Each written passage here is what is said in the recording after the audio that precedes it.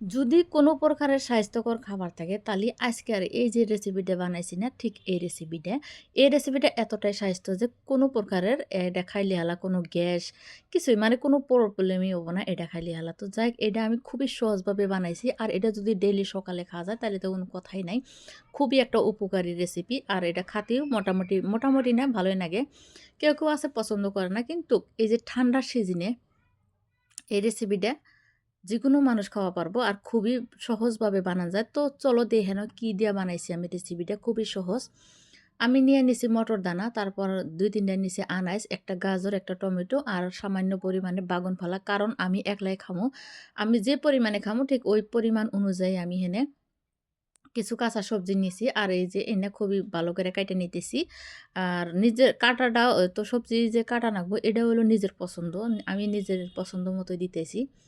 তো যাই হোক, বাগুনটাও কাটা হয়েছে। এখন আমি আনাজগুনা মাছ বরাবর কাইটে নিতেছি। তোমরা যদি এই রেসিপিটা না খাইয়া থাকো তাহলে অবশ্যই একদিন খাইয়া দেখবা। আর এই ঠান্ডার দিনে খাবা, খুবই ভালো লাগবো। আগে কইলাম এর তুলনায় স্বাস্থ্যকর খাবার ওয়াই পারে না। তো যাই হোক, টমেটোটাও কাইটে নিলাম। আর টমেটোটা এই কারণে দিলাম অল্প চুকা, চুকা লাগবো, খাতে খুবই ভালো লাগবো। তার জন্য টমেটোটা দিলাম, গাজর দিলাম। এর থেকে যদি আরও বেশি সবজি দিবার চাও তাহলে তোমরা দেওয়া পারো, শাকও দেওয়া পারো। তো আমার কাছে শাক আছিল না, তার জন্য আমি কটা সবজি দিয়েই বানায় নিলাম আজকের রেসিপিটা। সবগুনা সবজি যে কাইটে নিছি হেনে খুবই ভালো দেখা গেতেছে না। আর এই সবজিগুলো আমি এখন এক গট করে নিমু। মানে কাটাটা দেখা দিলাম। তো যাই হোক, এর থেকেও বেশি সবজি নেওয়া যাব। আমের কাটা হয়ে গেছে গা। সবজিগুলো আমি ভালো করে ধুইয়া পরিষ্কার করে নিয়ে নিমু। আর এখন আমি রান্না করমু। তো চুলায় একটা কড়াই দিছি। কড়াইয়ের মধ্যে দিয়ে দিলাম আমি পানি। আর পানিটা ফ্রেশ পানি দিছি। আয়রন থাকা পানি ভালো না। যদি আয়রন থাকে তাহলে ফিল্টার করে দিয়ে দিবা। তো যাই হোক, আমি সবজিগুলো দিয়ে দিলাম সিদ্ধ। যে কটা আমি সবজি কাইটা রাখছিলাম ওই কটাই দিয়ে দিলাম। আর বেশি দেই নাই। এখন দিয়ে দিলাম আমি স্বাদ মতো নুন। দিয়া এটাকে কিছুক্ষণ সময় আমি ঢাকনা দিয়ে রাইখা দিমু, যাতে সবজিগুলো সেদ্ধ হয়। ওইদিকে সবজিগুলো সেদ্ধ হইতেছে। হেনে আমি নিয়ে নিছি ১ পোয়ারও হাফ, মানে আধা পোয়া চাইল নিছি। আর এটা নিছি আমি আতপ চাইল। আর এটা ভোগ চাইল নিছি।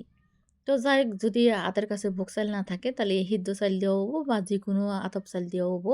তো আমি চালগুনা ভালো করে কচলে কচলে ২ থেকে ৩ বার ধোয়া দিয়ে নেবো, যাতে চালের যে পানিটা মানে অল্প সাদা, সাদা পানিটা আছে ওইটা যাতে না থাকে। এদিকে সবজিটা বলক উঠছে, মানে আধা সেদ্ধ হয়ে গেছে গা। এখন যে আমি যে ধুইয়া রাখছিলাম চালগুনা, ওই চালগুনা দিয়ে দিলাম।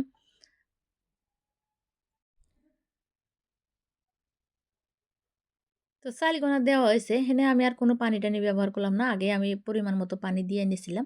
এখন দিয়ে দিলাম আমি ৩ টার মতো কাঁচামরিচ। কাঁচামরিচটা ফালা, ফালা করে দেওয়া যাবো, কিন্তু আমি দেই নাই। আর দিয়ে দিলাম হেনে গুয়া মরিচ পাতা।